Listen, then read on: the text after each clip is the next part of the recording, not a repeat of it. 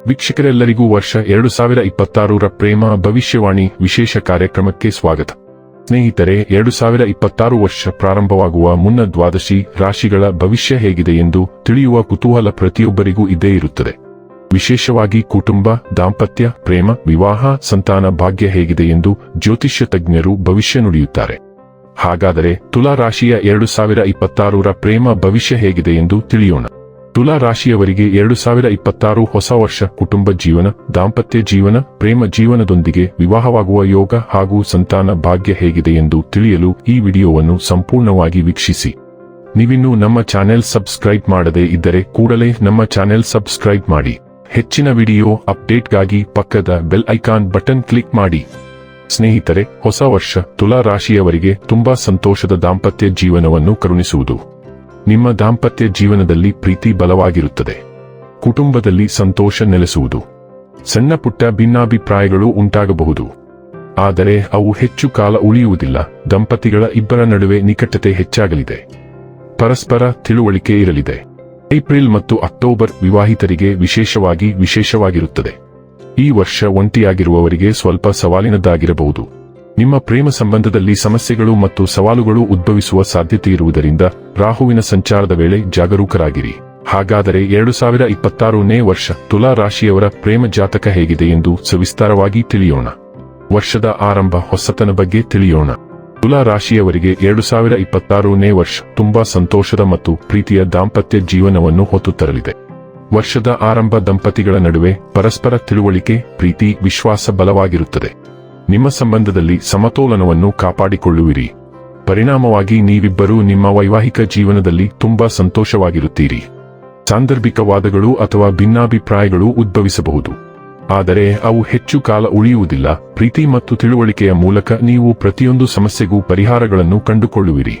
ಪ್ರೇಮಿಗಳ ನಡುವೆಯೂ ಪ್ರೀತಿ ಆಳವಾಗುವುದು. ನಿಮ್ಮ ಪ್ರೀತಿ ವಿಚಾರವನ್ನು ಮನೆಯಲ್ಲಿ ಪ್ರಸ್ತಾಪ ಮಾಡಬಹುದು.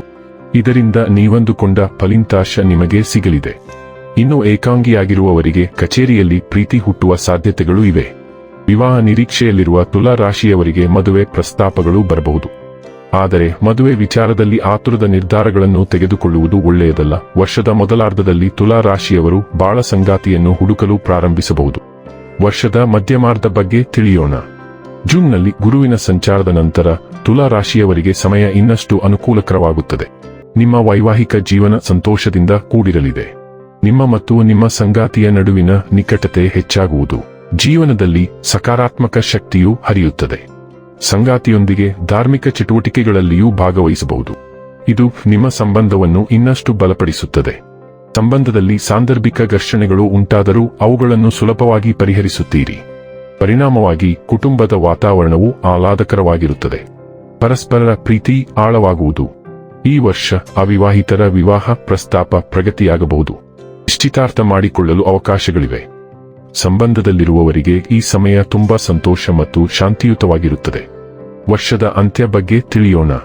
ವರ್ಷದ ಅಂತ್ಯ ತುಲಾ ರಾಶಿಯವರಿಗೆ ಅತ್ಯುತ್ತಮವಾಗಿರುತ್ತದೆ. ನಿಮ್ಮ ಸಂಬಂಧದಲ್ಲಿ ಯಾವುದೇ ಸಮಸ್ಯೆಗಳು ಅಥವಾ ಸಣ್ಣ ತಪ್ಪುಗ್ರಹಿಕೆಗಳು ಇದ್ದಲ್ಲಿ ಅವುಗಳನ್ನು ಬಗೆಹರಿಸಿಕೊಳ್ಳುವಿರಿ.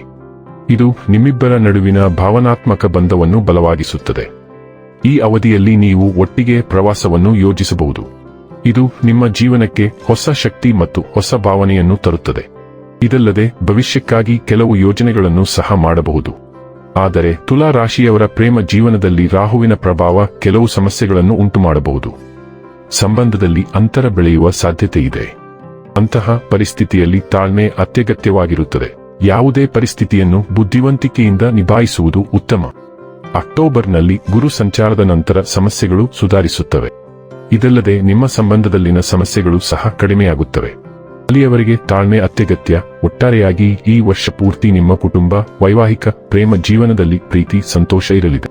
ವೀಕ್ಷಕರೇ, ಇದಾಗಿತ್ತು ತುಲಾ ರಾಶಿಯ ಜಾತಕದವರ ವರ್ಷ 2026ರ ಪ್ರೇಮ ಭವಿಷ್ಯದ ಮಾಹಿತಿ ಇಷ್ಟವಾದರೆ ವಿಡಿಯೋವನ್ನು ಲೈಕ್ ಮತ್ತು ಶೇರ್ ಮಾಡಿ. ಹಾಗೆ ಚಾನೆಲ್ ಸಬ್ಸ್ಕ್ರೈಬ್ ಮಾಡುವುದರ ಜೊತೆಗೆ ನಿರಂತರ ವಿಡಿಯೋ ಅಪ್ಡೇಟ್ಸ್ಗಳಿಗಾಗಿ ಪಕ್ಕದ ಬೆಲ್ ಐಕಾನ್ ಕ್ಲಿಕ್ ಮಾಡಿ.